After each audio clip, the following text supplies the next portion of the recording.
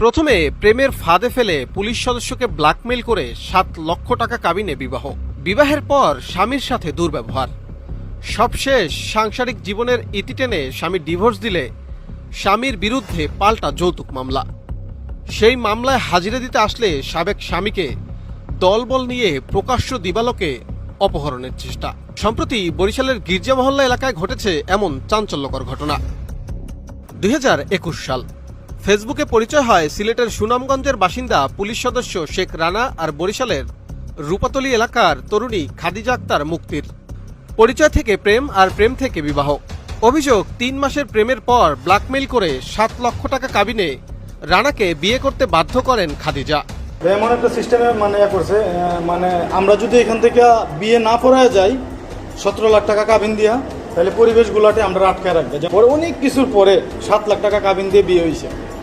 কিন্তু বিয়ের পরপরই সম্পর্কের ফাটল ধরা পড়ে। স্ত্রীর উগ্র আচরণ আর বেপরোয়া জীবনযাপনে ক্ষুব্ধ হয়ে 2024 সালে তাকে তালাক দেন শেখ রানা। এরপরেই শুরু হয় পাল্টা অভিযোগ। স্বামী তালাক দেয়ায় তার বিরুদ্ধে যৌতুক ও নারী নির্যাতনের মামলা করেন খাদিজা আক্তার। সেই মামলায় হাজিরা দিতে গত 25 আগস্ট সিলেট থেকে বরিশালে আসেন শেখ রানা। কিন্তু আদালতে হাজিরা দেওয়ার পর গির্জা মহল্লা এলাকায় ঘটে যায় এক চাঞ্চল্যকর ঘটনা। প্রত্যক্ষদর্শীদের অভিযোগ, একটি কালো মাইক্রোবাসে করে সাবেক স্ত্রী খাদিজা ও তার পরিবার রানাকে জোরপূর্বক তুলে নেয়ার চেষ্টা করেন। অপহরণের শিকার হতে হতে প্রাণ বাঁচে রানার। তার চিৎকারে ছুটে আসে স্থানীয়রা। অপহরণকারীদের হাত থেকে স্থানীয়রা উদ্ধার করেন পুলিশ সদস্য শেখ রানাকে। এমনকি ঘটনাস্থলেই গণদোলাই খেয়ে পুলিশের হাতে আটক হয় সাবেক স্ত্রী খাদিজা আক্তার মুক্তি সহ আরো 2 জন। একটা হাইস গাড়ি দিয়েছে, আর পরে দলবল নিয়ে আমার মতো কিছু ফোয়ান, এর মা বাপ বোন সবাই আয়া আমার মোবাইলটা প্রথমে কাইরা নিছে, গুন্ডা ফান্ডা দিয়ে মোবাইলটা কাইরা নিছে।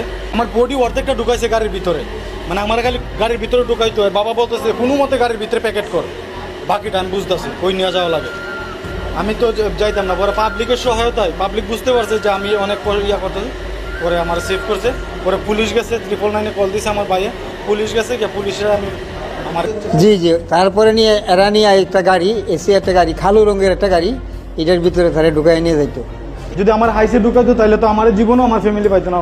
এখানে তো আর আমার কেউ নাই। এখন পুরুষ নির্যাতনের বিচার হয় না। এখন আমি কি কইমো ভাই? আজকে এখানে শত শত হাজার হাজার মানুষ আসিল, সবাই তো দেখছে। আপনি না, আমি পার্সোনালিটি ভাবে সমস্ত প্রেস মিডিয়া ডাকে আমি প্রেস মিডিয়া করব, কারণ আমার একটা মান সম্মান আছে। আমার মান সম্মান সব কমে গেছে। না না, আমি ভাড়া করি নাই, আমি ভাড়া করি নাই ভাইয়া, এটা আমাকে ফাঁসানো হয়েছে, আমি ভাড়া করি নাই। এই ঘটনায় গ্রেফতারকৃতদের